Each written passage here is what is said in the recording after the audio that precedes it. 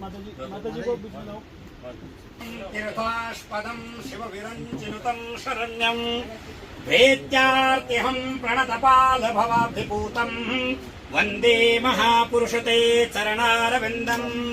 गुरुर्ब्रह्मा गुरुर्विष्णुः गुरुर्देवो महेश्वरः गुरुः साक्षात् परब्रह्म तस्मै श्रीगुरवे नमः। ध्यानमूलं गुरुमूर्तिः पूजामूलं गुरुपदम् मंत्रमूलं गुरुर्वाक्यं मोक्षमूलं सद्गुरुकृपा। आदित्या वसवो रुद्रा विश्वे देवा मरुद्गणाः तिलकन्ते प्रयच्छन्तु धर्मकामार्थसिद्धये। ॐ श्री सती लक्ष्मी सपत्यां मुहूर्ते पार्श्वे नक्षत्राणि रूपमस्तिनो ध्यातम् स्नानिखाणा मुम्मैखाणा सर्वलोकमैखाणा। ॐ गन्धद्वारां दुरादर्शां नित्यपुष्टां करीषणीम् ईश्वरीं सर्वभूतानां तामिहोपहवे श्रिया। हरे ओम। प्रभु जी खड़े होएंगे नित्य पुष्टां करीषणीं ईश्वरीं सर्वभूतानां तामिहोपहवे श्रियम्। आइए सब। हरे ओम। आदित्या वसवो रुद्रा विश्वे देवा मरुद्गणा तिलकन्ते प्रयच्छन्तु धर्मकामार्थसिद्धये। आइए साहब जी। हरे ओम। गन्धद्वारां दुरादर्शां नित्यपुष्टां करीषणीं ईश्वरीं सर्वभूतानां तामिहोपहवे श्रियम्। ॐ यावद् गंगा कुरुक्षेत्रे यावद् तिष्ठति मेदिनी यावद् रामकथा लोके तावद् जीवतु बालका। हरे ओम।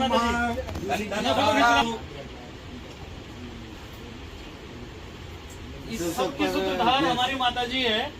इस माता जी के कारण ये सब संभव हो पाया है। माता जी के लिए आज लोकेश जी भी 2 शब्द बोलेंगे। कमाल करते हो। मैं तो चरणों की धूली आप लोगों की। मैं एक बात जरूर कहना चाहूँगा कि ये जो कार्यक्रम संयोजित हुआ और हम यहाँ तक कैसे पहुँचे, इसका एक विचित्र सहयोग घटित हुआ। अजय भैया ने कहा भाई साहब एक कार्यक्रम है और एक संत है जिन्होंने सनातन का बीड़ा उठाया और हमें हर प्रकार से तन से मन से बुद्धि विवेक से उनके उस कार्य को आगे बढ़ाना है, चाहे कैसे भी। और उसका सूत्र बना माता जी। माता जी ने प्रेरणा दी, अजय जी ने मुझसे कहा और मैं और अजय हम दोनों यहाँ पहुँचे। यहाँ पहुँचने के बाद पता लगा और महाराज जी के व्यक्तित्व के बारे में जानकारी मिली और जो हमारे दिन में मन में एक चिंतन था कि ऐसे साधुओं की ऐसे संतों की कमी इस देश में हो गई है जिसके कारण से सनातन पिछड़ रहा है, सनातन रसातल में जा रहा है, उसकी पूर्ति यही हो सकती है। जब महाराज जी का विचार जाना इस देश को शौर्य से भरना है, इस देश को शिक्षा से भरना है, इस देश के सनातन को पुनर्जागृत करना है, तो हमने और हमारे जितने भी पूजनीय संत हैं, हम लोग जहाँ बैठे हैं वो जो है महादेव जी का स्थान है, भगवान का। उसको जो है गिरनार पर्वत के रूप में बहुत प्राचीन था, तो आनंदेश्वरानंद गिरी जी ने इसको खोज किया। तो बहुत प्राचीन जगह है ये। और आज सावन का महीना चल रहा है। सावन महीने में भगवान बोलते हैं कि ये शून्य महीना होता है। सभी देवता देवसेना एकादशी के समय में सभी जो है अपने विष्णु भगवान समेत सभी विश्राम में चले जाते हैं। भगवान शिव और पार्वती जो है वो सभी शिवालयों में विराजमान रहते हैं सावन के महीने में। तो सावन के महीने में जैसे मान लीजिए कि अपना आप लोग व्रत रखते हैं, बहुत लोग रखते होंगे, और सावन के महीने में अपना हमेशा से कि भाई एक समय में भोजन करना, इसमें व्रत का कोई सिस्टम नहीं होता है। कोई जैसे कोई मान लीजिए वो कुटुंब थोड़ी खाना है या ऐसा कुछ नियम नहीं है। केवल वो नमकीन नहीं लेना, मतलब नमक नहीं खाना चाहिए। शिव पुराण में लिखा है कि नमक जो है, मान लीजिए कोई नमकीन चीज़ है, वो जो तामसिक भोजन वो नहीं करना है। सात्विक भोजन जो है एक समय में, रात्रि के समय में भोजन करना है, जिसमें आप जो है कुछ अपना जैसे चूरमा वगैरह भी बना सकते हैं। मीठा भोजन लेना चाहिए, एक महीना नमक वगैरह नहीं खाना। तो ये और उसको पूरा ब्रह्मचारी का पालन करना। अपना जैसे होता है कि भाई कोई भी शरीर के कोई भी बाल को नहीं हटाना है, जैसे स्वरूप है वैसे ही उसी रूप में शिवाय नमो या ओम नमो शिवाय।